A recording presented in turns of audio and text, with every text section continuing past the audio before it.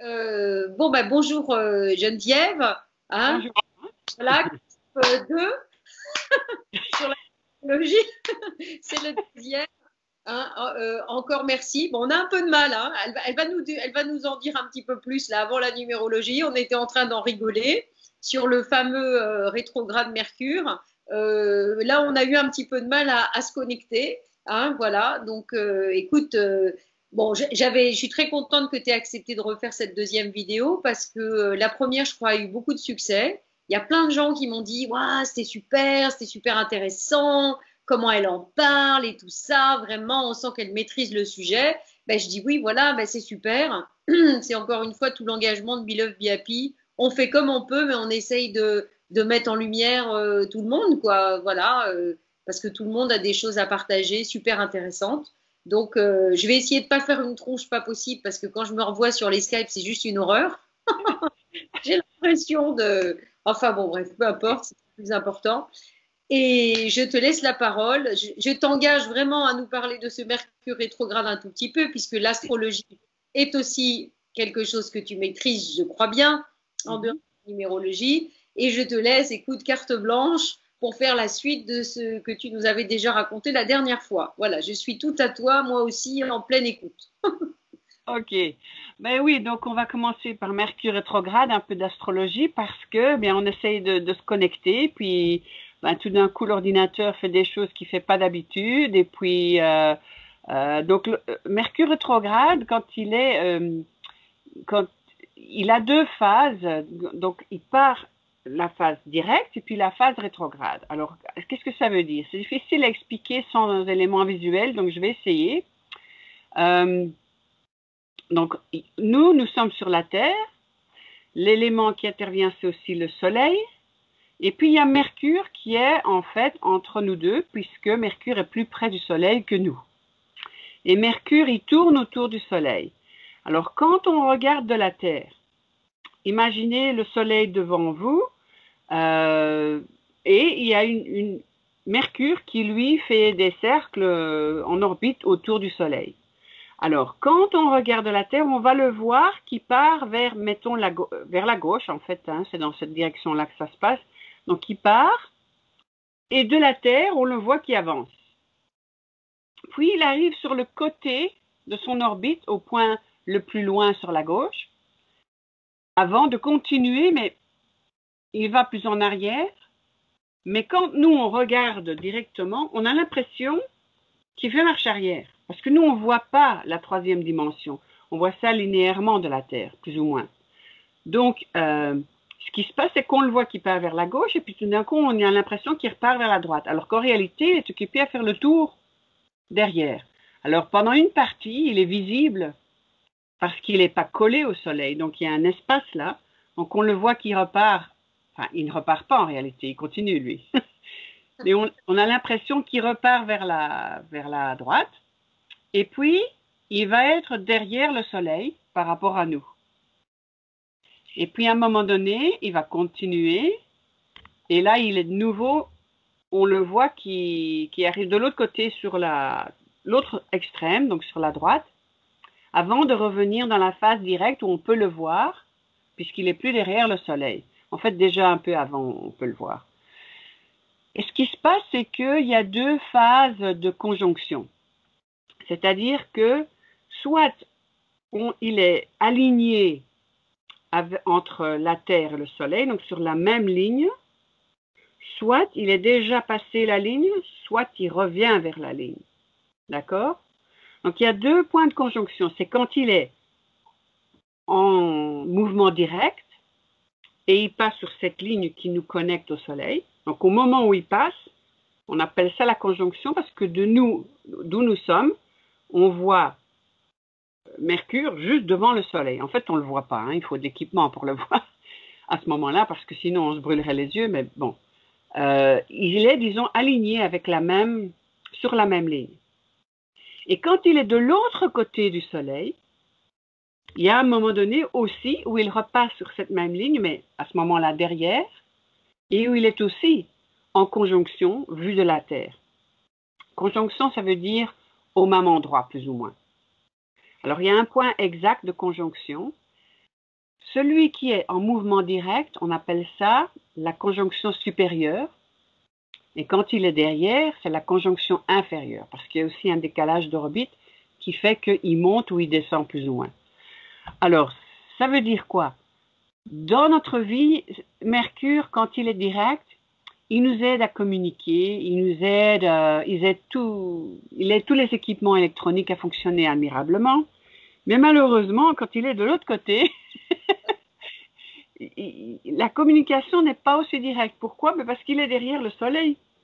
Donc, à ce moment-là, il est plus loin de nous, déjà de 1, et de 2, le Soleil interfère.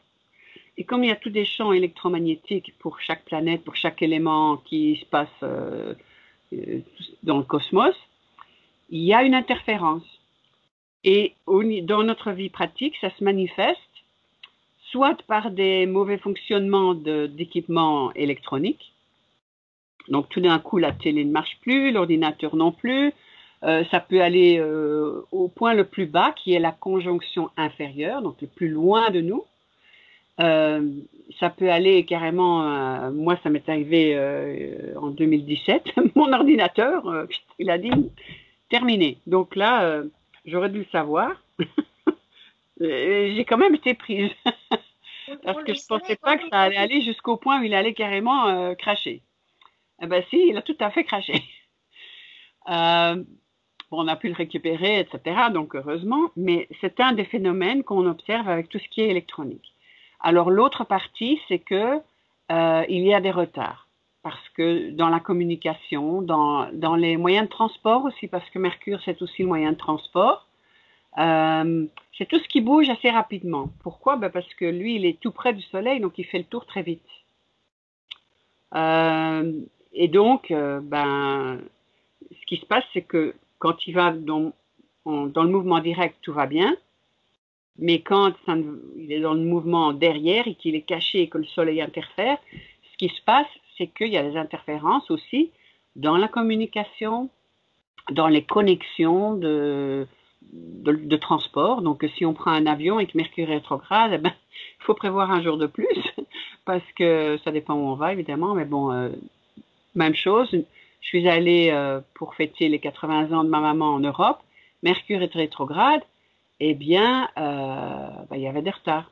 Alors bon, moi j'étais assise, pas de problème. Je savais que ça allait se passer, donc je ne m'énervais pas.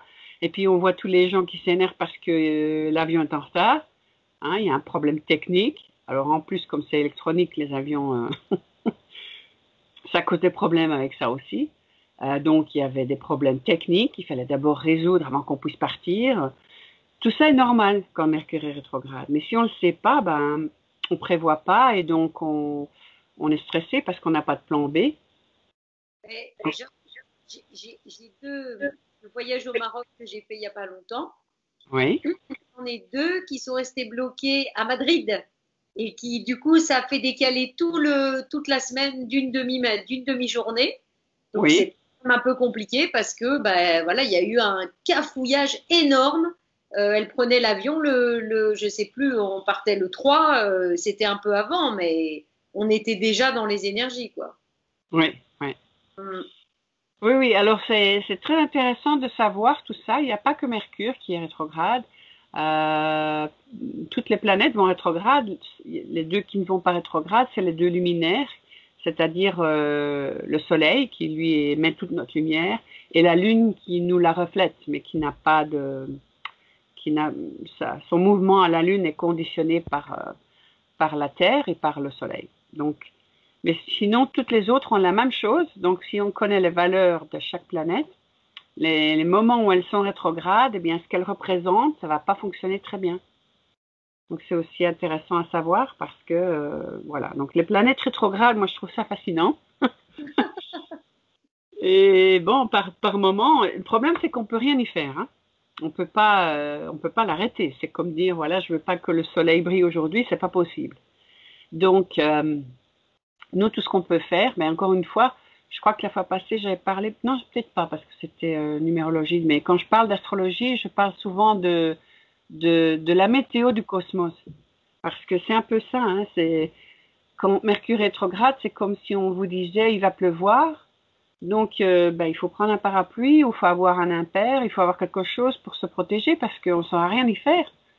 Donc, c'est un peu comme ça, c'est savoir quelle va être la météo astrologique, qui est aussi la météo astronomique, c'est la même chose, finalement, même si les gens pensent que ce n'est pas la même chose. C'est la même chose. L'astrologie a simplement étudié les effets de l'astronomie sur le comportement. Et c'est la différence entre les deux, mais c'est basé sur la même chose, le vrai mouvement des planètes. Bref. Donc voilà, nos petits mots, le petit bulletin pour Mercure rétrograde. Et donc là, tu disais, on est en plein dans la phase descendante. Alors hier, donc le 14 au soir ici, donc c'était déjà le 15 chez vous, c'est le point le plus, c'est la conjonction descendante, donc la conjonction inférieure. Et ça veut dire que Mercure est le plus loin possible et le plus derrière le Soleil. Donc ça veut dire c'est là que ça risque d'aller finalement d'avoir le plus d'interférences. Puisque plus il est éloigné et plus il y a quelque chose sur le chemin entre lui et nous, et plus il va y avoir des interférences. Donc ce matin chez vous, donc on est encore fort proche de ce moment, on est dans la phase où il y a le plus de risques avec les ordinateurs et tout ça, tu vois. Bon, je me suis mise un peu à l'avance sur mon ordi, mais c'était pas assez, tu vois. Et puis quand moi ça allait, tout d'un coup c'est le tien qui s'y est mis, donc. Bon, alors donc ça revient quand bien positif là? Pas longtemps Alors, là. le 28, mais avec Mercure, il y a une phase qu'on appelle d'ombre avant et après. Donc si on veut vraiment être tout à fait en dehors de la zone, c'est bien de prévoir une dizaine de jours. C'est pas toujours exactement 10, ça peut être 8, ça peut être 9, 10. Mais en général, c'est au moins ça, au moins 7 ou 8. Et puis en général, pas plus que 10 pour la phase d'ombre après. Même chose pour la zone avant. Donc finalement, on compte en gros 23-24 jours plus une semaine avant, une semaine après, en gros. Ou alors, on peut consulter évidemment Internet et puis voir exactement les dates parce que c'est calculé tout ça. Donc on peut voir les dates exactes. Là, je ne les ai pas devant moi, mais en gros, c'est ça. Alors, si on prévoit de faire des conférences, par exemple, ou de faire un concert ou des choses qui sont publiques et qui ont un timing, c'est mieux d'éviter de planifier tout ça pendant Mercure rétrograde. Il faut aussi éviter de signer un contrat, surtout quand c'est un nouveau contrat qui n'a pas de racines dans le passé, parce que ça risque d'aller mal aussi. Même chose, ça cause des interférences. Il y a une clause qui n'est pas comme ça devrait être, puis on ne l'a pas vue. Il y a des problèmes qui ne sont pas visibles à l'œil nu parce que Mercure est derrière, il n'est pas devant, donc tout n'est pas ouvert. Il y a des choses qui sont cachées, qui sont sous-jacentes. En ce qui concerne faire une présentation publique ou prévoir un téléséminaire, c'est la même chose, eh bien, il y a moins de gens qui sont là. On peut avoir une très petite audience parce que les gens n'y arrivent pas, il y a des contretemps et le résultat des courses, c'est qu'on a un beaucoup plus petit groupe. Donc, si on veut parler et avoir un impact, ce n'est pas le moment parce que ça risque d'avoir cet effet-là. Maintenant, quand on le sait, si on prévoit de la marge, qu'on prévoit d'être là bien à l'avance, il y a moyen de contrecarrer quand même, pas contrecarrer, mais d'atténuer les effets parce que on prévoit beaucoup de marge. Par contre, un contrat, ça, je ne signerai pas. Je ne le ferai pas parce que là, il n'y a pas vraiment beaucoup de marge. Ou alors, il faut vraiment prendre le temps sur le moment de lire tout. En général, à l'heure actuelle, on a un contrat, puis la personne qui est devant nous dit ça c'est pour ça, ça c'est pour ça, ça c'est pour ça, puis on signe. Quand Mercure est rétrograde, il ne faut pas le faire alors. Il faut vraiment lire tout. Et s'il y a quelque chose qui ne nous paraît pas normal, eh bien, il faut le faire. Nous, mon mari et moi, quand on a vendu notre dernière maison, avant de déménager ici, Mercure était rétrograde et on n'avait pas trop le choix de la date, disons, parce qu'on n'avait pas envie de décaler d'un mois non plus. Donc, sachant que Mercure était rétrograde, moi j'étais assise à la table et puis j'ai lu tout ce qu'il y avait. Alors, personne qui ne fait pas ça, donc les autres, ça les énerve un petit peu, mais c'est pas grave. J'ai lu tout le contrat et puis j'ai remarqué qu'il y avait une clause qui pour moi était très importante et ni moi ni mon mari nous ne savions. Et c'est que quand on travaille pour son propre compte et que... enfin bon, finalement, c'est pas important cette clause. Donc je vais pas m'étendre là-dessus, mais il y avait une clause.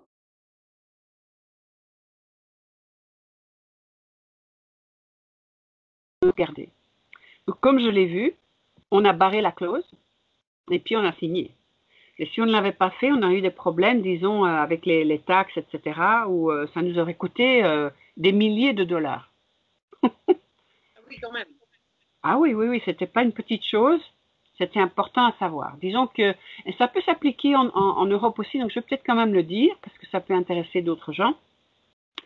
Ce qui se passe quand on travaille pour son compte et qu'on vend sa maison, si on a déduit son bureau professionnel dans la maison, et qu'on vend la maison, une partie des ventes de la maison sont à ce moment-là un revenu professionnel. Parce que quand la maison est vendue, il y a aussi une partie de la vente qui devient le pourcentage qu'on a déduit pour son bureau, eh bien c'est un pourcentage qui va aussi à la vente. Donc, c'est comme si, mettons qu'un dixième de ma maison, ça soit 10 000 dollars, ce n'était pas le cas, mais bon, peu importe, eh bien, c'est comme si je gagnais 10 000 dollars, si tu veux. Donc, à ce moment-là, les taxes prélèvent leur pourcentage là-dessus. Donc, si on paye 33%, clac, 3 000 dollars à payer en taxes rien que parce qu'on a vendu sa maison. C'est peut-être dans le système américain, peut-être qu'en France, il n'y a pas ça, je ne sais pas. C'est vrai que... Je pense que c'est la même chose. Je pense que c'est la même chose en Europe parce que logiquement, si on considère que c'est ton endroit de travail, bon maintenant peut-être qu'ils ne vérifient pas, hein, ils ne vérifient pas toujours ici non plus, mais en théorie, je pense que vaudrait la peine de regarder pour quelqu'un en Europe s'ils ont leur travail comme toi. Tu as ton travail chez toi, c'est peut-être une clause à vérifier. Voilà. Donc, on va continuer avec la numérologie. Oui. Dire. On y va. Les maîtres nombres. Maître nombre. Oui. Donc, la fois passée, on a parlé des 9 chemins de vie principaux. Et puis, on avait touché légèrement sur le fait qu'il y en avait d'autres qui sont les nombres maîtres. Alors, les nombres maîtres, c'est, les autres chemins, c'est soit 1, 2, 3, jusque 9. Un nombre maître, ça va être le chiffre redoublé. Autrement dit, pas additionné, mais l'un à côté de l'autre. Donc, au lieu de 1, ça sera 11. Au lieu de 2, ça sera 22. Pardon. Ou ça sera 3, 33, etc. Dans la pratique, les numérologues en général se focalisent sur le 11, 22 et peut-être le 33. Je pense que ces trois-là ont vraiment grande valeur. Les autres aussi. Mais dans la pratique, on ne les utilise pas beaucoup parce que les autres se dissolvent un petit peu dans la valeur du premier. Donc, on va parler en clair du 11, du 22 et du 33. C'est plus facile encore de le dire. Ça m'intéresse d'autant plus que j'ai été quand même téléguidée, inspirée pour faire mon dernier livre, mon jeu de cartes, Le chemin de l'âme, et qu'on m'a dit, tu vas faire 66 cartes, et tu vas les diviser 11, 22 et 33. Voilà. Donc, bon, évidemment, je suis au courant d'un certain nombre de choses, mais je suis curieuse de savoir finalement aussi tout ce que tu vas apporter comme lumière par rapport à ça. Ok. Ça me parle d'autant plus. Voilà. Alors,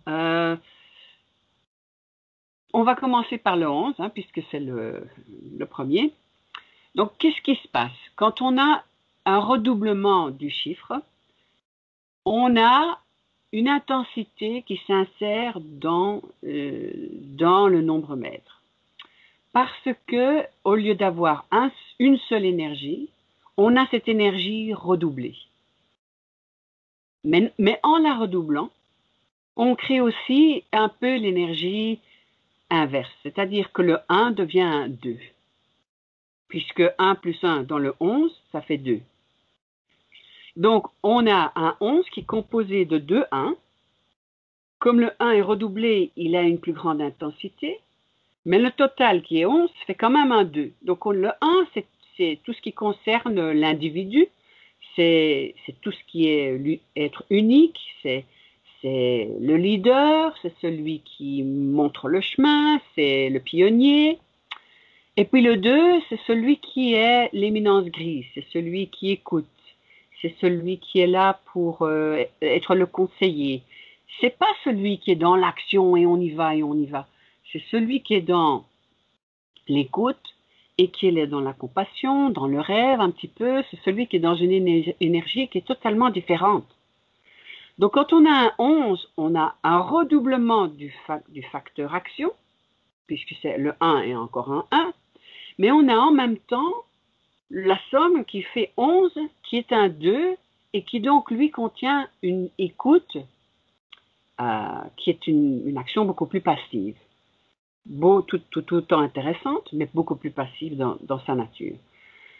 Alors, ce que ça fait, c'est qu'on a une intensité beaucoup plus importante dans un nombre mètre, puisqu'on a une augmentation aux deux niveaux. Une augmentation de l'énergie. Alors, déjà, ce que ça veut dire, c'est que quelqu'un qui naît avec un chemin de... Je vais commencer par le chemin de vie, mais que ça s'applique aussi au nombre intime, au nombre d'expressions, de personnalités, partout dans la charte astrologique, numérologique, où ça se présente, il va y avoir une augmentation d'intensité, avec un conflit intérieur entre les deux. La personne qui a le nombre mètre est intense. Ce ne sont pas des gens qui passent inaperçus. Et s'ils passent inaperçus, l'intensité, elle est de toute façon là. Parce qu'il peut choisir aussi de se rendre un petit peu plus discret. C'est souvent le cas du 11, entre parenthèses. Moins les deux autres. Mais, donc, dans la pratique, ça donne une vie avec... une énergie qui pousse vers l'avant et qui va faire que la personne va avoir envie d'être plus et de faire plus. Le 11 plus dans l'être, parce que la somme est un 2 et que le 2 étant un nombre pair, je ne sais pas si j'ai parlé de ça la fois passée, mais les nombres impairs sont des nombres beaucoup plus actifs et les nombres pairs des nombres plus réceptifs. La somme étant un 11, c'est quand même celle-là qui va dominer, puisque le 11 est un 2. On va avoir une énergie plus réceptive. Donc c'est intéressant aussi parce que le 11 est impair, hein, mais le 2, la somme du 1 plus 1, est pair. Donc de nouveau, on a ce côté alternant entre les deux. Ouais. Donc ça contient les deux, c'est plus complet, si tu veux. Au niveau de l'énergie, ça contient les deux, ça contient le pair et l'impair. En tout cas dans le cas du 11 et du 33. Le 22 va être tout dans le pair, mais paradoxalement, le 4 étant un nombre de construction, ça va aussi amener ce côté actif. Donc finalement, d'une façon ou d'une autre, on retombe que les nombres maîtres sont très énergétiques, ils ont une grande énergie, ils ont un potentiel qui est plus grand que les autres 9, parce qu'ils ont un réservoir qui est plus important. Alors, ça veut dire que la vie du nombre maître, elle va pas être facile. Parce que d'abord, on va être tiraillé entre deux tendances. La tendance, il faut que j'accomplisse plus. Et la tendance, il faut que je sois plus. Ou en tout cas, que je sois plus dans l'être. Mais ça contient aussi, je veux être plus. Alors, le chemin de vie du 11, du 22 et du 33, je vais les différencier dans un moment, mais c'est intense, c'est des chemins en dehors du commun, parce que ils ont ce potentiel. Maintenant, si ces nombres maîtres démarrent sur des chapeaux de roue, je veux dire par là que quand ils sont encore jeunes, ils sentent cette poussée d'énergie qui les force en avant. Il se peut qu'ils aient ce désir les consume au point qu'ils se lancent sans réfléchir plus ou moins dans leur action et dans leur désir d'être plus et d'accomplir plus dans leur vie. Et c'est ce type de personne qui va fonctionner en brûlant un petit peu l'énergie. Et donc, ça peut amener à quelqu'un qui épuise son stock d'énergie et qui entreprend tellement que finalement, ça leur pèse, ça devient lourd parce que c'est difficile, c'est pas un chemin facile, c'est un chemin qui demande plus que ce qu'il demande aux autres 9 chiffres. Et donc, il y a une demande de contribuer non seulement à soi-même, mais aussi aux autres. C'est pour ça, je pense qu'on les appelle nombres maîtres. C'est parce qu'il y a une demande de maîtrise et de ne pas rester centré sur soi, mais de contribuer au reste du groupe. Et ça peut être un groupe relativement limité, mais en général, pour les nombres maîtres, on parle d'impact sur le reste de l'humanité, vraiment. Alors, ça peut être en publiant un livre qui amène un message très important. Ça peut être en faisant une œuvre de charité, style Mère Teresa. Ça peut être... c'est un chemin qui demande quelque chose qui va avoir un impact. Une chanson qui devient très populaire et qui touche beaucoup de gens. Ça peut être des choses comme ça. Pour les 11, 22, 33. Donc là, je suis toujours dans l'énergie globale des nombres maîtres. C'est la partie maîtrise, quand je dis nombre maître, et la partie nombre que j'ai expliqué avec le redoublement, puis il y a la partie maître qui est pourquoi on les appelle maîtres. C'est parce qu'ils ont le potentiel de devenir des maîtres. Ce sont des gens qui ont des impacts plus grands. Seulement, comme j'expliquais, c'est que le potentiel est là, mais que si la personne ne comprend pas que leur potentiel est énorme, s'ils le font au juste rythme, ils vont aller trop vite. C'est la tendance, c'est d'aller trop vite. Et puis, ça va, mettons que si on prend l'image d'une bougie avec une flamme, la flamme brûle tellement fort qu'elle va consumer et utiliser toute la cire qui est dans la bougie. Et la personne va se retrouver à la maturité, 40, 50, au moment où ils pourraient vraiment compléter leur œuvre. Ils vont se retrouver avec des batteries plates et ils auront soit plus le courage, soit plus le désir d'entreprendre, le goût de risque qu'il faut pour arriver jusqu'au bout. Et alors ils vont terminer leur vie très frustrés parce qu'ils vont devoir abandonner leur potentiel et se rendre compte qu'ils ne vont pas y arriver. Donc ça, c'est la grande frustration des nombres maîtres, c'est que si on ne prend pas son temps, qu'on ne se donne pas les outils aussi, parce que le nombre maître a un potentiel énorme, mais il n'est pas là pour faire ça tout seul. On n'est jamais là pour faire ça tout seul. Même les chemins 1 et 7 qui sont plus des chemins de travail qu'on fait sur soi en dehors du groupe, on n'est jamais là pour faire ça tout seul. Et donc, le nombre maître, ce qu'il doit faire, c'est trouver des outils qui vont le servir et qui vont avoir la vision qu'on a besoin d'avoir des outils pour réaliser ce potentiel qui peut vraiment faire un impact. Et aussi, parmi les outils, je vais considérer que quelqu'un qui est un mentor, quelqu'un qui peut être un guide pour nous, c'est un outil aussi. Et que donc, le nombre maître, il ne doit pas dire, voilà, je dois tout inventer tout seul. Non. Il peut créer une équipe autour de soi ou en tout cas avoir des conseillers dans son environnement qui vont l'aider à comprendre comment il peut réaliser son potentiel sans brûler toute sa bougie. Alors, je fais juste une petite parenthèse, je suis très intéressée parce que moi, je suis très entourée de maîtres nombres. J'ai le 11 en lumière et en nombre dans mon référentiel de naissance quand même, Mais Ouais. chemin de vie, j'ai pas ça. Mais par contre, j'ai un père et j'ai David qui sont 11 en chemin de vie et j'ai mon fils qui est 22. Mhm. Donc, Alors voilà, donc maintenant on va parler peut-être on va passer à justement la différenciation entre le 11, 22, 33. Alors le 11, beaucoup de 11, ce sont des gens hyper intuitifs qui ont généralement la faculté de dialoguer avec les forces supérieures. C'est quelque chose qu'ils font au quotidien. Ils sont guidés intérieurement par les énergies universelles. Alors souvent, ce ne sont pas des personnes qui se mettent en avant, c'est souvent celui qui est là et qui écoute.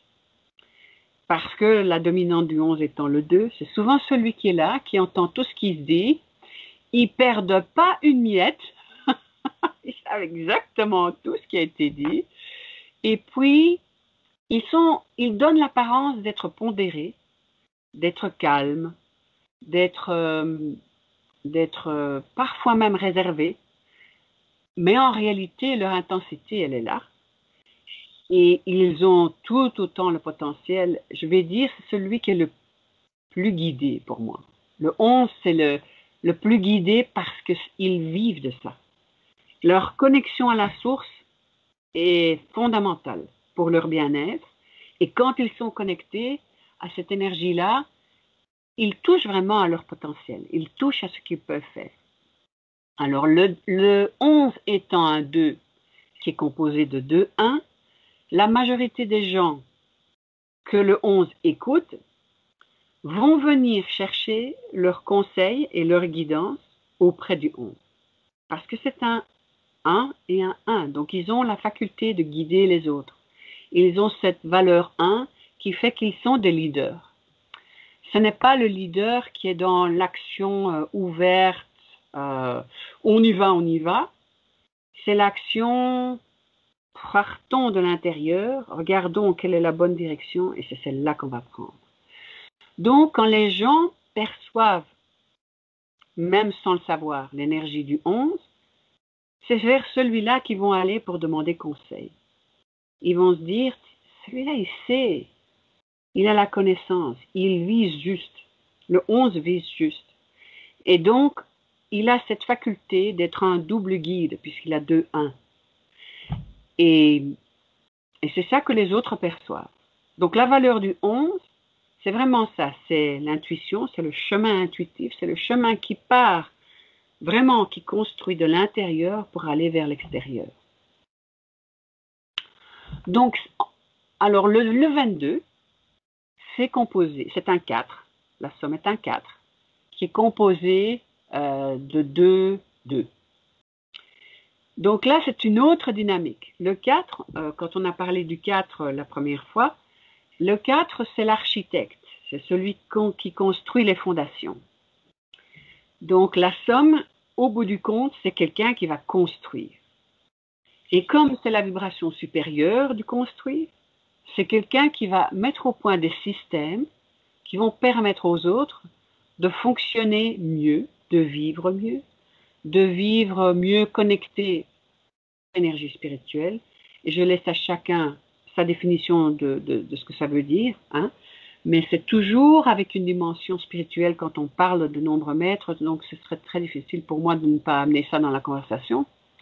Mais la spiritualité, ça peut être compris par chacun comme il le veut. Je n'essaye pas d'imposer quoi que ce soit comme croyance. Pour moi, il s'agit de spiritualité, donc j'en parle comme ça. Mais pour quelqu'un d'autre, ça peut être la force d'amour ou la gentillesse, ou ça peut passer par plein de choses, hein. Donc, voilà. Pour moi, j'en parle comme spiritualité parce qu'il s'agit d'une connexion à l'énergie qui existe dans le monde. Donc, le 22, lui, il a 2 comme la base, hein. Donc, si on voyait ça comme une petite pyramide, il y a un 2, et puis au-dessus, ça fait un 4.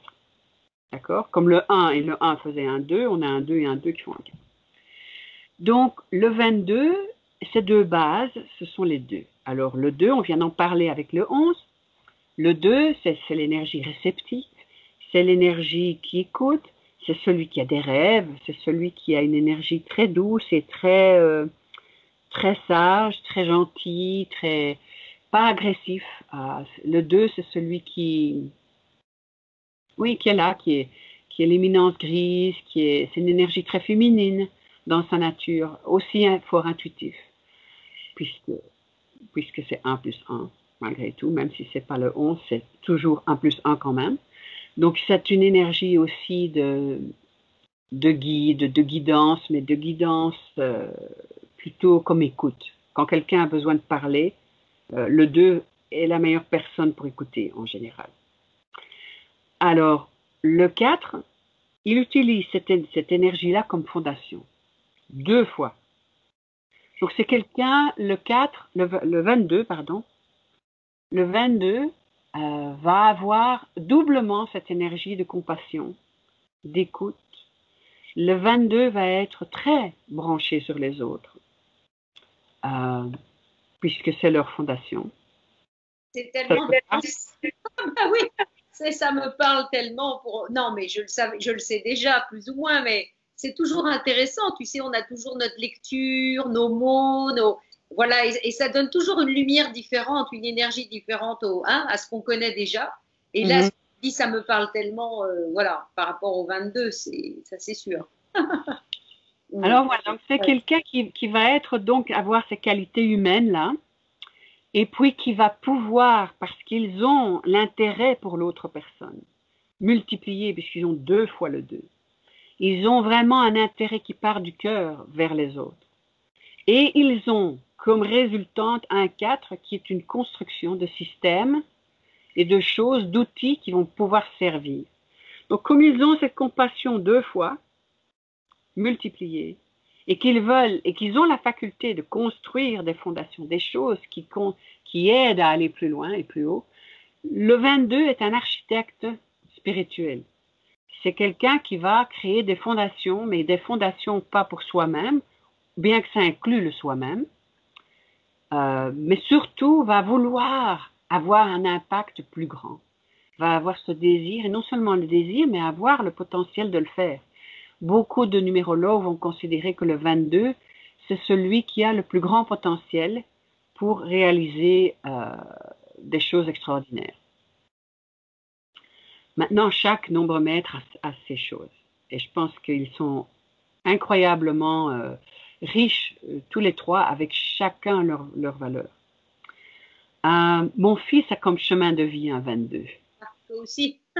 Chemin de vie, ouais. Et... Chemin de vie, oui.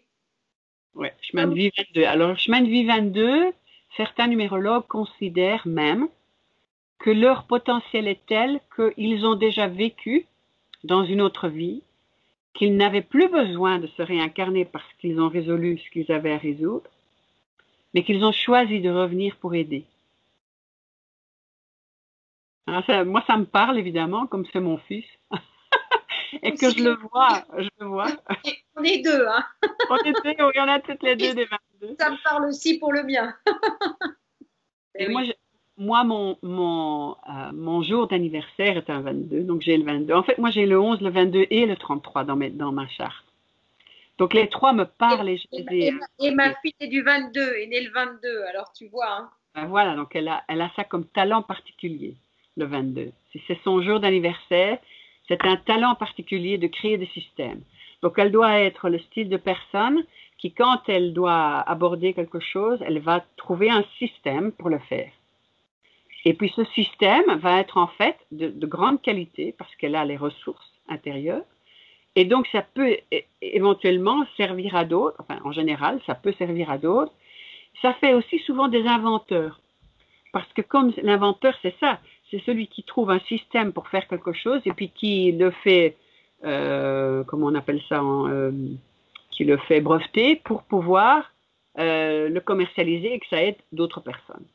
Alors, si c'est fait dans la juste énergie, c'est fait vraiment avec l'esprit d'aide, l'esprit de servir, et pas l'esprit de s'enrichir aux dépens.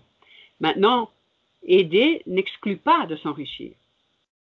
Tout est dans l'approche de la personne. Si c'est fait avec cœur et le désir d'offrir quelque chose de valeur, alors la personne va récolter.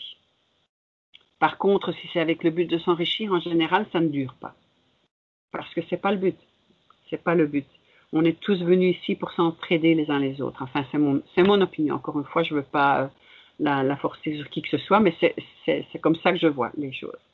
Donc, on va passer donc pour le 22. Donc, en gros, c'est ça. Pour le 33,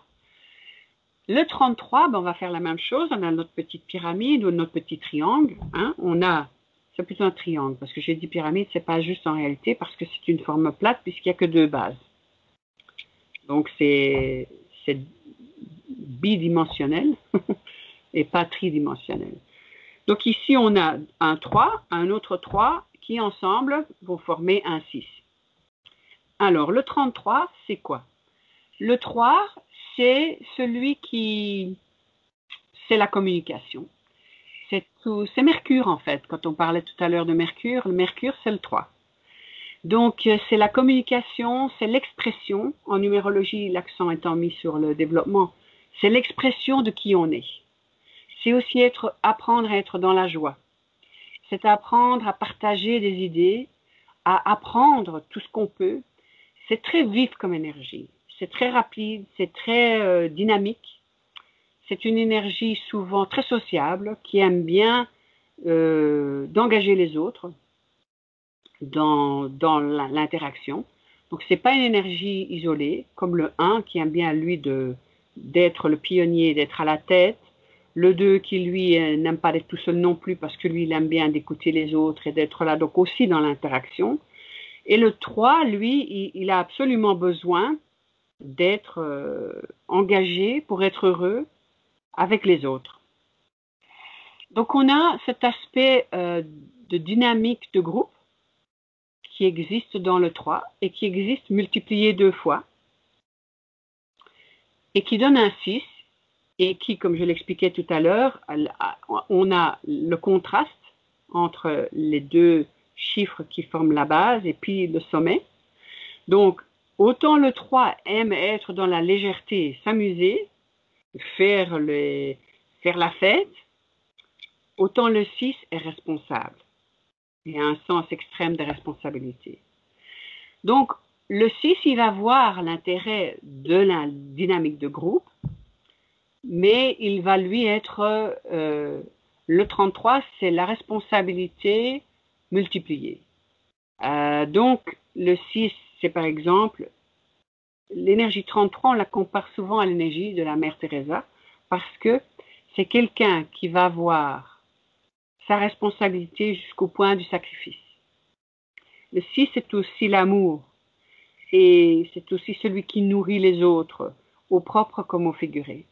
Et la Mère Teresa est l'exemple, je vais dire, pour moi ça parle assez bien de ce que ça veut dire le 33, parce que c'est la personne qui donne sa vie pour le bien-être du groupe, pour le bien-être social.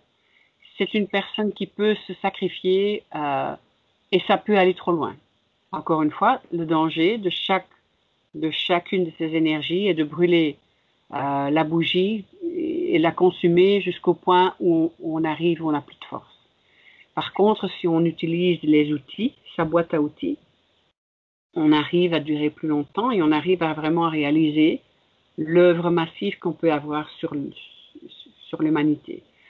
Donc, quelqu'un qui a un 33 comme un chemin de vie, va avoir tendance à se sacrifier, va avoir tendance à donner plus que les autres.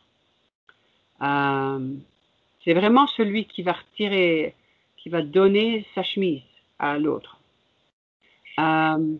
C'est aussi celui qui va, quand tout le monde est en train de bien s'amuser, c'est celui qui va conduire, qui va pas boire et qui va conduire la voiture pour s'assurer que tout le monde rentre bien chez soi quand il y a une fête. C'est celui qui va être conscient de ce qui se passe dans le groupe. Le 33 comprend parfaitement les dynamiques entre les gens. Ils vont intuitivement savoir. Au niveau des relations, c'est évident pour le 33. Ils vont regarder les interactions entre les autres et ils vont comprendre exactement en profondeur ce qui est en train de se passer. Ils lisent les gens. Et puis, ils doivent créer le 6, qui est non seulement la responsabilité, le sens de responsabilité, mais aussi l'harmonie. Et ça, c'est vraiment le facteur peut-être le plus important, c'est l'harmonie. Pourquoi? Parce que justement, dans les interactions, il y a de tout. Il y a de l'harmonie, il y a aussi la discorde. Et le 6, c'est celui qui vient aider le groupe à trouver l'harmonie. Donc, c'est aussi la personne qui va voir deux personnes qui ne s'entendent pas ou qui sont en bagarre et qui va venir faire le médiateur entre les deux. Ça, c'est la valeur du 33 maître, parce qu'il vient agir dans le groupe pour amener l'harmonie, qui est la valeur 6. Donc, c'est là où on réconcilie les bases et on arrive à la somme la somme des deux. Voilà, je ne sais pas si tu as des questions par rapport à ça. En gros, c'est vraiment ça. Je te dis d'autant plus intéressée que je suis hyper concernée dans tous les chiffres que tu as donnés. Ma mère est 6, mon père est 11, ma sœur est 3, ma fille est 3, mon fils est 22. Enfin bref, David est 11, moi j'ai du 11 aussi. Enfin bref, voilà quoi. Non mais c'est super. Enfin, moi j'ai pas spécialement de questions. C'est vrai que non, je trouve ça très intéressant. Ça donne un éclairage là bien intéressant en plus de la première vidéo qu'on a fait sur tous les chiffres. Non, je trouve que c'est très complet ce que tu as dit, c'est très clair. J'ai écouté. La seule chose dont je n'ai pas parlé, j'ai parlé des difficultés. Il y a aussi, comme pour les chiffres de base, une façon de vibrer qui est négative. Oui, donc, c'est vrai. Oui, pardon, excuse-moi. Vas-y, je te laisse. Non, je sais pas, je suis pas sûre que j'ai envie vraiment d'en parler, mais il faut savoir qu'elle existe. J'aime mieux me focaliser sur le positif que sur le négatif et de voir un petit peu les difficultés comme des choses qui sont des nécessités d'apprentissage. Mais il faut savoir que comme les chiffres de base, les nombres maîtres ne sont pas toujours dans la vibration positive et qu'ils ont parfois soit du mal en début de vie à trouver leur compréhension qu'ils sont là pour le bien du groupe. Et quand ils vibrent de façon plus égoïste, à ce moment-là, ils vont avoir plus de difficultés parce qu'ils ne sont pas là pour ça, ils sont là vraiment pour aider les autres. Et donc, ils peuvent vibrer de façon négative. Et quand ça se passe, il faut savoir qu'on vibre dans la façon inverse de ce que le nombre maître dit.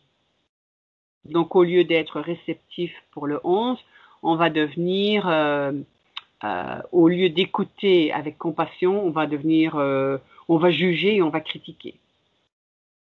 Même chose pour le 22. Au lieu d'être le 4 qui construit, on va être destructif. Et pour le 33, au lieu d'être dans la compassion, on va aussi juger le groupe et on va aussi avoir ce regard négatif.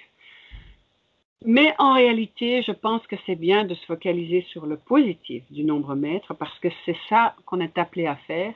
Et surtout en partie, quand on parle du nombre maître, j'aime bien de mettre l'accent sur le potentiel qu'on peut et qu'on a à réaliser. Voilà, je voulais juste dire que il y a toujours un choix à faire entre le positif et le négatif. Et ça, c'est à nous de décider.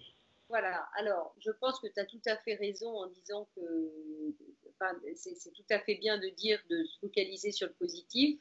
En même temps, je trouve que c'est bien de juste donner la petite note de l'ombre parce que c'est ce qui fait aussi partie de nous et ce qui nous permet de nous focaliser, j'ai envie de dire, encore plus en profondeur, en conscience sur la lumière de ce qu'on est, justement parce que notre ombre est révélée et que quelque part on la connaît et donc on peut agir en conscience à y mettre de la lumière. Voilà. Donc voilà, je pense que c'est important parce que sinon des fois, finalement être focalisé sur le positif, oui, mais si finalement on n'a pas conscience de cette ombre, ou de ce que l'on dégage dans la fréquence qui est plutôt ombre que lumière, et bien finalement on aura peut-être du mal à vraiment focaliser en profondeur sur le positif. C'est moi personnellement juste ce que j'ai envie d'ajouter, parce que cette fameuse ombre, l'air de rien, elle est négative et pas négative en soi, puisqu'elle fait partie de nous, et que quelque part, c'est aussi une puissance d'énergie sur laquelle on doit s'appuyer c'est un ensemble, quoi. On est une unité. Donc, l'air de rien, voilà, ça reste. Exactement. Exactement. Et c'est pour ça que je voulais le mentionner, parce que effectivement, ne pas le mentionner aurait laissé un vide. Et je pense que l'ombre, elle est là pour faire le contraste, pour nous montrer les deux côtés et pour qu'on puisse clairement choisir celui d'évoluer positivement. Maintenant, il y aura toujours des moments dans la vie où on va avoir des phases, un jour, 1 heure, 5 minutes, où on va vibrer de cette façon négative parce qu'on a un jour plus difficile et puis qu'on est peut-être découragé ce jour-là. Le nombre-mètre n'est pas un saint. Il ne va pas vibrer complètement dans son nombre-mètre du matin au soir. Donc il y a des moments de la journée ou de la semaine ou du mois ou de l'année qui vont vibrer de façon négative. Mais si on garde le cap sur le positif et que c'est ça qu'on garde, à ce moment-là, ça nous permet d'avancer toujours vers ça. Et chaque fois qu'on dévie, ok, il faut toujours se pardonner pour les déviations qu'on fait, parce que ça ne sert à rien de rester coincé dedans. Donc il faut pouvoir avancer. Et c'est comme ça que si on sait, ok, voilà mon cap, et puis au jour le jour, si je dévie, je ne vais pas dire c'est pas grave, c'est pas que c'est grave, c'est pas que c'est pas grave non plus. Oui, c'est dévié.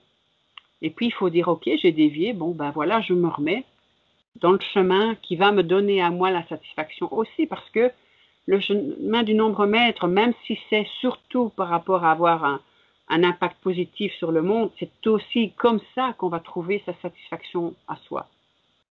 Donc, tout le monde y gagne. Donc, il n'y a pas de sacrifice vraiment dedans. Celui qui aurait un sacrifice, s'il y avait un sacrifice, pour moi, ça serait le 9 ou le 99. Mais le 99, là, on ne va pas y arriver. Hein. Ah bon? Il faut déjà additionner beaucoup. Il faut des noms, des très longs noms. Tu sais, donc. Ça m'intéresse juste si on peut éventuellement conclure sur l'énergie. Qu'est-ce que tu pourrais dire sur le 66? Je ne sais pas pourquoi, mais c'est moi un chiffre.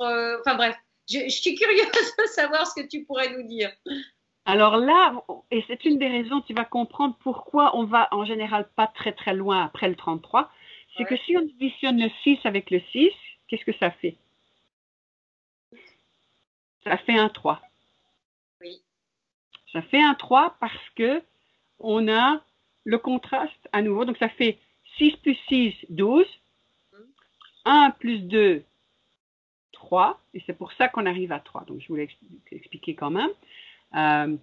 Donc c'est beaucoup plus complexe déjà parce qu'il y a 2 étapes. Donc le 6 plus 6, c'est en réalité 12. C'est un 1 avec un 2.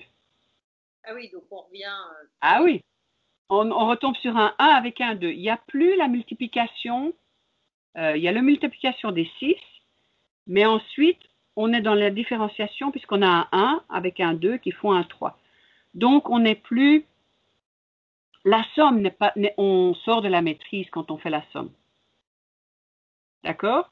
Puisque quand tu fais 3 plus 3, enfin pas 3 plus 3, 3 avec 3, tu as 33. 6 et 6, tu as 66. Donc dans ce sens-là, on est quand même encore dans le redoublement du 6. Alors le 6, on en a parlé tout à l'heure avec le 33, mais c'est quoi le 6?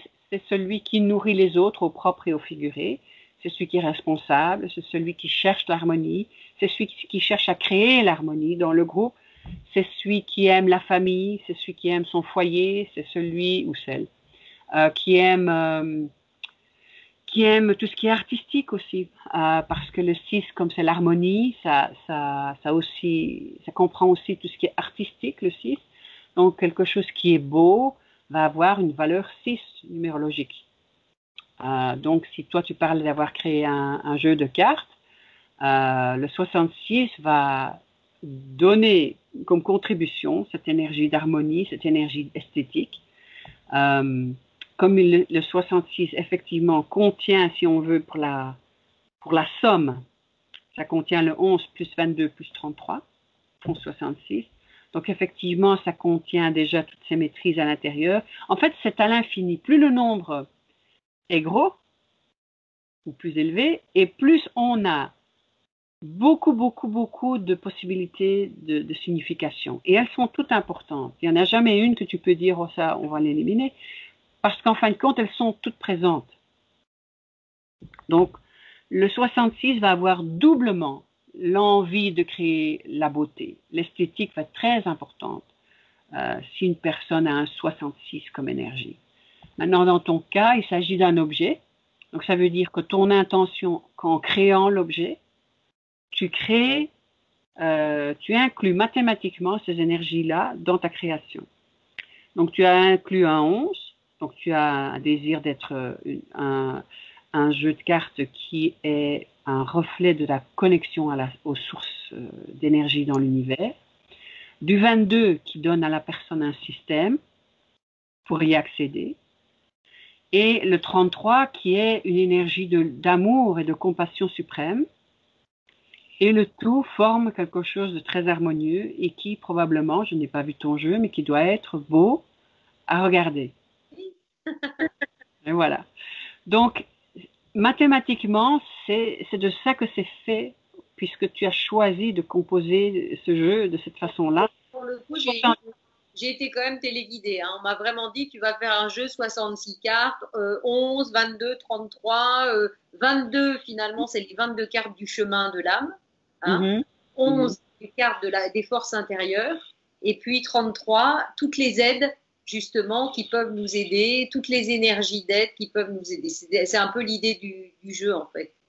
Oui, et puisque c'est un 33, c'est aussi quelque chose qui communique un message, puisque c'est le 3 redoublé, donc c'est le 3 de plus grand niveau, avec une valeur plus augmentée de communication et d'expression, des concepts que tu as voulu y mettre.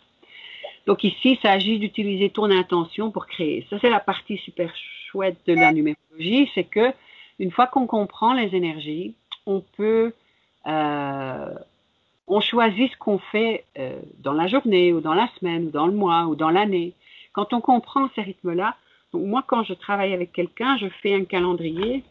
Je vais te montrer visuellement pour donner une idée d'un calendrier de l'année, un calendrier par mois et même par jour, pour que la personne puisse... ici, j'ai un calendrier qui est blanc, mais qui n'est pas rempli. Mais ça, c'est le calendrier des années, tu vois. Donc ça, il y a plus de 100 années de vie. Et pour chaque année, quand on a le calendrier, on peut voir dans quelle énergie on est. Puisque chaque année, notre énergie de naissance se combine avec l'année, l'énergie de l'année universelle.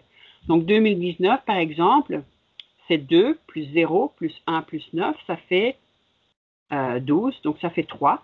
Donc c'est une année universelle 3. Mais alors elle se combine avec nos énergies. Donc pour toi, redis-moi un petit peu ta date, que je la note, que j'aime bien de l'avoir devant moi. 7, 12, 66. 7, 12, 66. Donc voilà, donc on va utiliser le 7 et le 12, donc ça fait 7 plus 1 plus 2, ça fait donc un 1. Donc ça, c'est ton énergie, c'est ton attitude par rapport à la vie. C'est que tu aimes bien de prendre les choses en main et d'y aller. Tu aimes bien d'être dans l'action. Non, pas du tout. Oh non, pas du tout. Pas du tout, comme quoi. Et alors, tu vois, on combine ce 1 avec l'année universelle.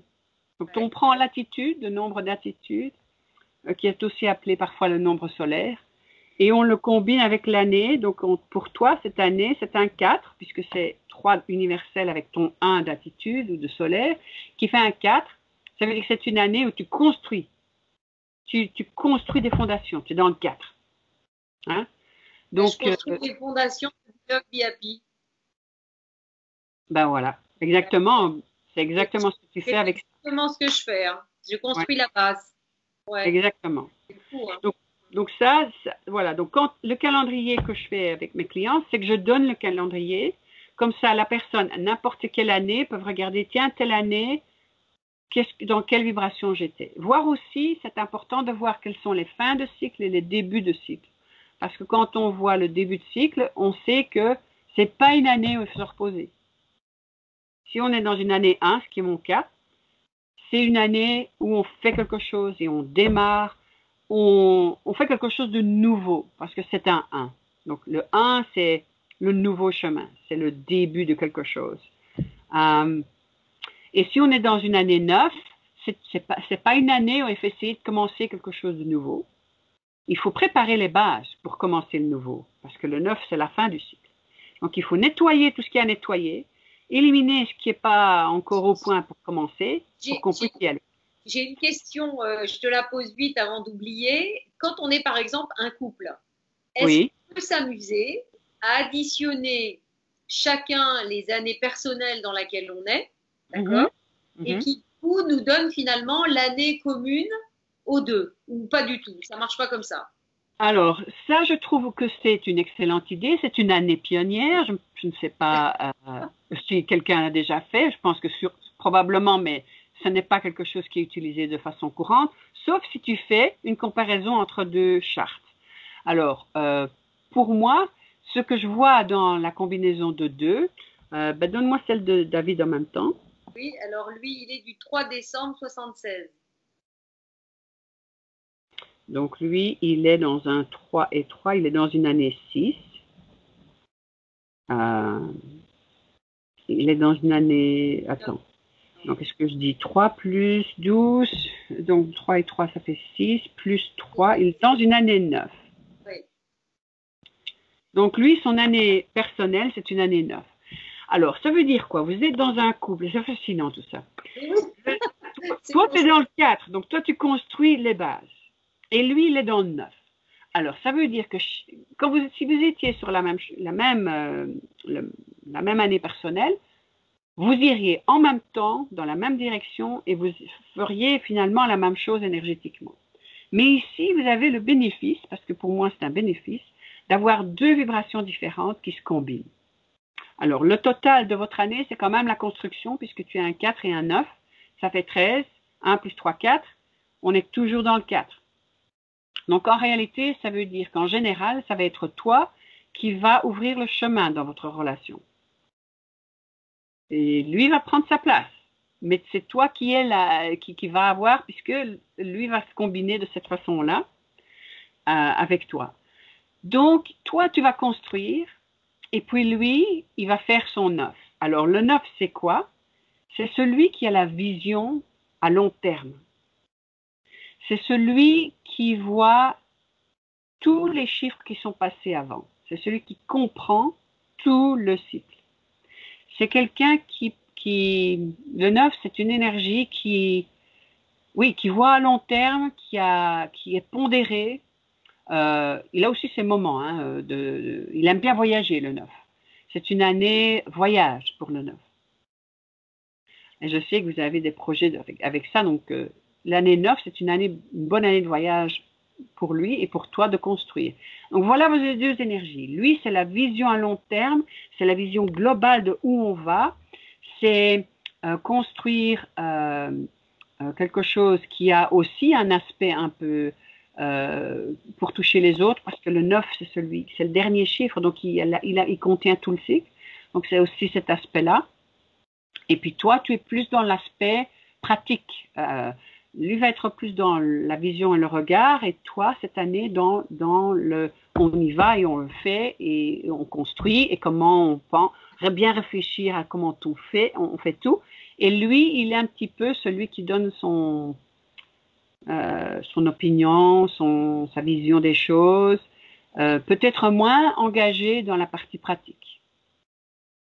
Bien que le 9 peut contenir ça aussi. C'est aussi un chiffre impair, donc il a quand même aussi le potentiel d'action. Mais de vous deux, c'est toi qui construis le plus cette année, et lui qui est là à penser à tout ce qu'il y a comme ramification.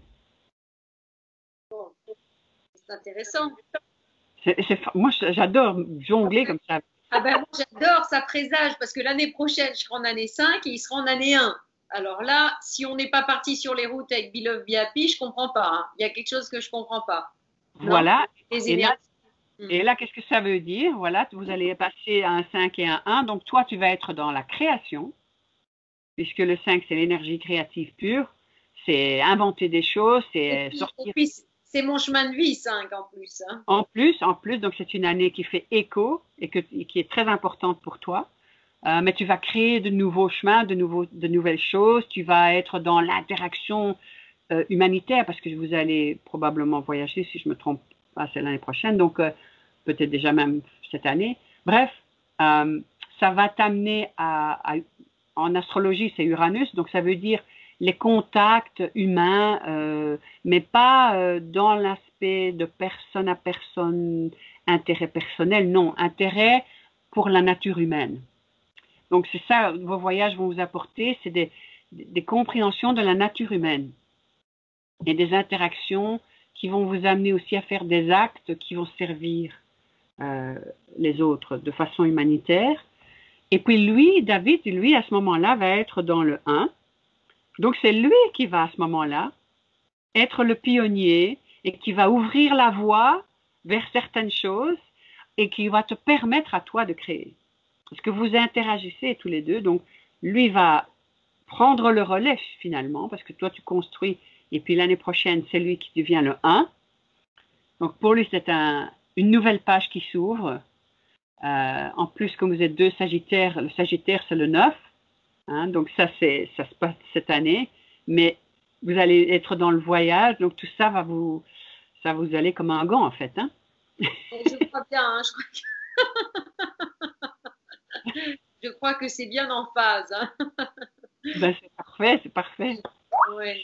Bon, écoute, c'est vraiment, vraiment chouette. Bon, c'était pas pour parler que de nous, mais je pense que de toute façon, tout ça, ça donne des indications aussi pour tous ceux qui écoutent.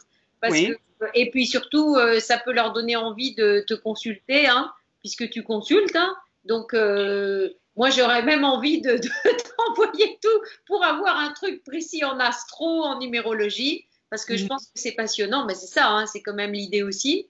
Donc, donc voilà, écoute, je crois que déjà merci à toi, on a déjà fait déjà plus d'une heure, ça passe vite. C'est encore une fois passionnant.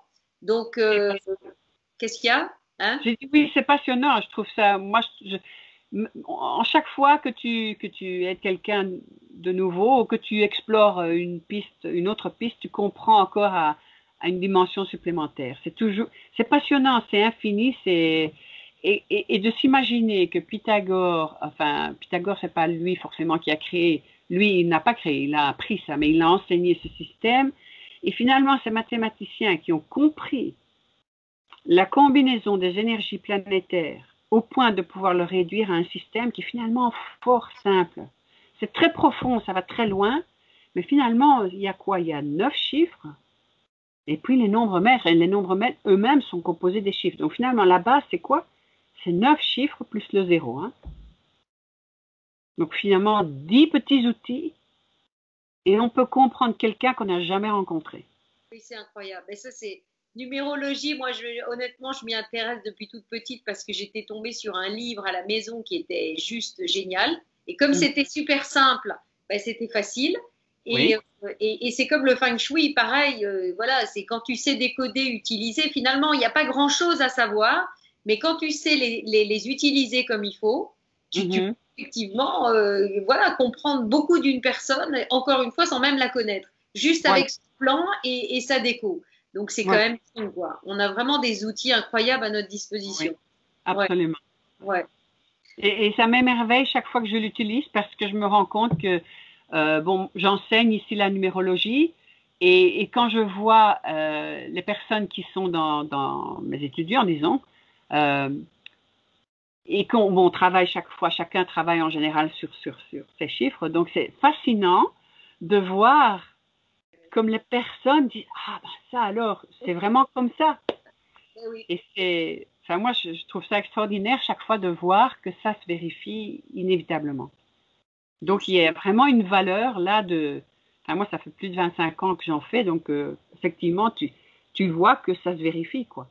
Et tu comprends les cycles dans ta vie. Tu comprends c'est intéressant pour moi de savoir que cette année, je suis dans une année 1 parce que à la limite, s'il y a un risque à prendre et que je ne le prendrai pas, ben, si je suis en année 1, c'est l'année à le prendre. Il faut y aller. Donc, ça aide finalement à avancer dans l'harmonie des énergies universelles. Et voilà, enfin, passionnant, effectivement. J'adore tout ça. Écoute, je suis certaine qu'on va en refaire une troisième. Peut-être pour que enfin, si tu veux bien, hein, pour continuer d'expliquer le processus de la numérologie et qu'est-ce qu'on peut encore calculer. Parce Oh, qu'il il y y a a plein de choses. mais oui, c'est pour ça. Donc, si tu veux, Infini. là, on est resté que sur les. Déjà, c'est super intéressant, mais on était resté que sur les symboliques des nombres. Hein. Mhm. Mais bon, voilà. Si au moins une fois sur deux, ou tu Passer un vois, petit peu. c'est bien. Voilà, de passer. Hein. Ouais. Bon, écoute, un grand merci, Geneviève. Avec Et plaisir. puis, bonne journée, parce que toi, c'est le début de la journée. Oui, il est 10h37 chez moi, du matin. Bonne journée dans le désert. Hein. À bientôt, hein, je sais pas, en Belgique, en France, aux États-Unis, je sais pas où, mais je suis sûre. Hein. Oui, oui. Bah, je pense que vous allez passer par ici, non? Oh bah oui, mais déjà, faut qu'on parte. Et puis là, comme on est parti sur l'idée de commencer par l'Australie, voilà, on est. Ah, écoute, on a tout le temps, hein, on a toute la vie, hein, pour passer par. Oui, Hmm. c'est bien de prendre le temps, de savourer tout ce qui se passe, de ne pas aller trop vite, parce que quand on va trop vite, justement, on passe à côté des énergies, elles vont viou, viou, viou, et puis on brûle sa chandelle.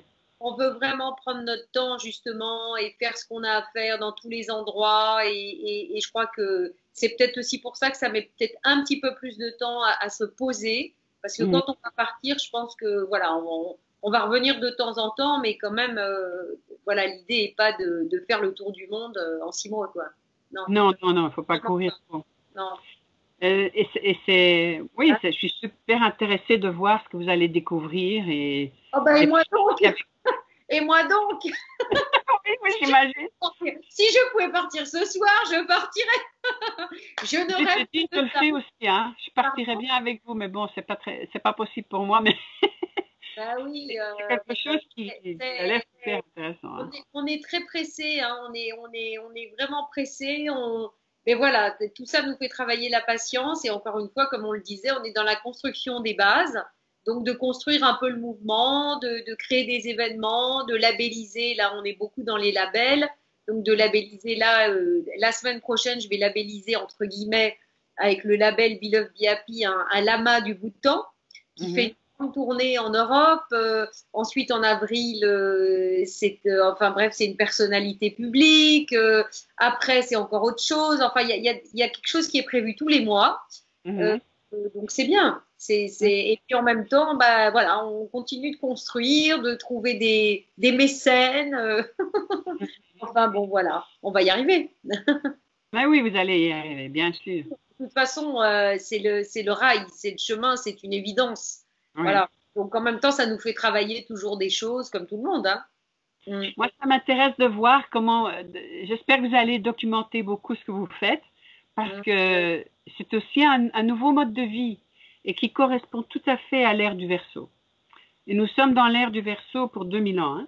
Donc, l'ère du Verseau, c'est tout ce qui sort de l'ordinaire, c'est changer, c'est le nouveau, c'est la nouveauté, c'est l'avant-garde. Et ce que vous allez faire, c'est vraiment quelque chose dont je pense beaucoup de gens rêvent, mais peu de gens ne savent pas vraiment comment arriver à réaliser quelque chose comme ça de façon pratique. Donc, voir un petit peu ce que vous allez faire. Si vous faites un blog, ça serait super pour pouvoir, enfin, vous allez le mettre sur le site, j'imagine. Bien sûr, bien sûr. Donc, on va pouvoir suivre ce que vous faites et puis rêver avec vous, quoi. Ouais. Ben oui, bien sûr. Ben Et voilà, donc vraiment, ça va être déjà, super. au 30 avril, je déménage de ma maison de Bruxelles. Et en Mhm, fait, au 30 avril, là, je suis en train de vendre plein de choses. Je suis dans l'expérience du détachement. C'est-à-dire mhm, que finalement, au 30 avril, quand je vais mettre la clé dans la porte, et bien derrière, au fond, je n'ai plus vraiment de maison à moi. mhm. Mais j'en suis ravie. Je crois que je n'ai plus besoin de ça et que, à la limite, un simple pick-up avec un truc dessus, tu vois, une cellule. Bon, il faut que je rebâtisse ça autrement parce que cellule, c'est vraiment pas génial. Ils appellent Mhm, ça une cellule, mais ça va pas du tout. Eh bien, mhm, finalement, moi, au jour d'aujourd'hui, ça me suffit, hein. mhm. Ouais, hein. Avec un environnement autour de nature, voilà, ça me C'est vers ça qu'on va. C'est vers ça qu'on va parce que Uranus, autant il amène la nouveauté. La nouveauté, elle est de deux natures. Elle est de celle qui construit, elle est aussi de celle qui détruit. Donc, il va y avoir justement cette année-ci, fin de cette année-ci et 2020, euh, il va y avoir de grosses destructions, des grosses structures établies qui ne sont pas dans les valeurs humaines. Euh, En particulier, je crois que les États-Unis vont vraiment en recevoir, vont en recevoir, mais aussi en Europe. Il y a des abus qui se font. Bon, l'année passée, ici, c'était beaucoup, je pense en Europe aussi, les abus sexuels qui sont venus à l'avant-plan. Euh, et puis cette année, je pense que ça va être les abus boursiers, les abus bancaires, tout ce qui est financier, parce que c'est Uranus est entré en taureau là le 7, donc le 7 mars de cette année. Et puis il va être là pendant 7 ans. Et en général, il fait le plus gros de son travail en la première année où il est dans le signe, même parfois moins que ça. Et puis après, le restant du temps, c'est mettre les choses en place. Mais vraiment, c'est la fission Uranus. Donc ça va éclater. Et qu'est-ce qui va éclater? Bien, le style de vie où l'argent est le maître.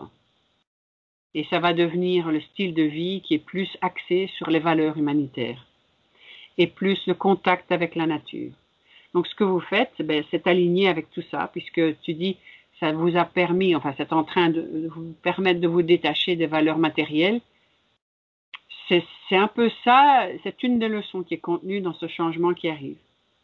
Donc, plus on a cette faculté de se détacher de nos possessions, et mieux ça sera. C'est une leçon difficile, ça, hein? Même si on n'est pas matérialiste. Je ne pense pas être matérialiste, mais pour moi, mes livres, ça va être dur.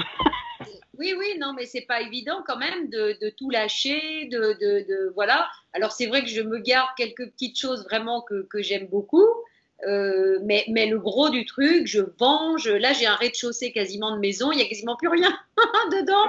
Ok, j'ai plus de table, j'ai plus de. Mais en même temps, je trouve ça passionnant parce que je sens bien qu'une maison, pour moi, c'est devenu presque une charge. C'est devenu, et que finalement, bon, bah, c'est sûr que selon là aujourd'hui, mes enfants sont grands. Enfin voilà, c'est vrai qu'il y a tout un tas de considérations qu'on est obligé. On peut pas foutre tout le monde dehors et puis dire on va plus avoir de maison. Mais je veux dire quand même, voilà, je fais ça assez facilement et curieusement, oui, je me dis je n'ai plus vraiment besoin de maison, d'un endroit, enfin, voilà, moins j'en ai et mieux je me porte en fait. C'est rigolo, hein. Mm. Oui, mais tu t'allèges en fait, hein. C'est ça. Tu t'allèges. La matière est l'énergie la plus lente. L'esprit est Ouais. l'esprit humain, donc le mental est supérieur à ça, et puis l'énergie spirituelle est celle qui est la plus haute. Donc, en faisant ce que vous faites, vous vous détachez de ce qui vous alourdit en fait. C'est ça. Et puis je crois qu'on doit faire ça pour pouvoir partir justement. On doit faire ce travail de tout dégager, de tout terminer ce qu'on a terminé, et pour pouvoir partir vraiment et faire ce qu'on a à faire ailleurs. Enfin, Ben, c'est ça. Ben, c'est comme le ballon, hein. Le ballon, la montgolfière, elle ne monte que quand elle lâche le ballast. Donc, voilà. voilà. Bon, bah écoute, encore une fois, un grand merci. Oui, merci, merci à toi vraiment pour toutes ces lumières. Et puis, une très belle journée. Et puis, voilà, je vais m'occuper de tout ça pour essayer de mettre ça en ligne ce soir, normalement. Voilà, maintenant, je commence à avoir l'habitude. J'ai les logiciels qui compressent, et ça va un petit peu plus vite que d'habitude. Voilà. Hein. Ah, c'est bien, c'est bien. Faudrait que j'apprenne tout ça, moi, faire comme Oui, toi. bah, à l'occasion, je te montrerai. Ah, ben, ça va, d'accord. Quand tu viendras ici. C'est ça, j'espère. Je suis Ou déjà avant. à Las Vegas, mais pour venir te voir, quoi. Voilà, puis qu'on fasse un truc Be Love Be Happy avec les gens de Las Vegas que tu connais, ça serait chouette. Mm. Oui, puis si vous êtes jamais venu ici, il y a beaucoup la culture amérindienne qui est aussi fort, très proche de la nature, très en accord aussi avec cette énergie dans laquelle on doit tous aller.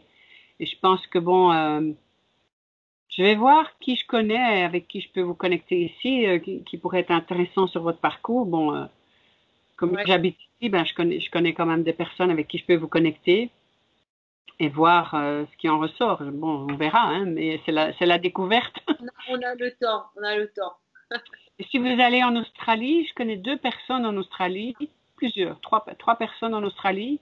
Donc, je peux toujours vous donner. Il y en a 2 que je connais personnellement, puis un que je connais pas, mais que j'aimerais bien rencontrer. Enfin, c'est en Nouvelle-Zélande, je crois. Ah, ben, c'est Australie, Nouvelle-Zélande, Polynésie et probablement les Fidji. Voilà, ça c'est la première boucle.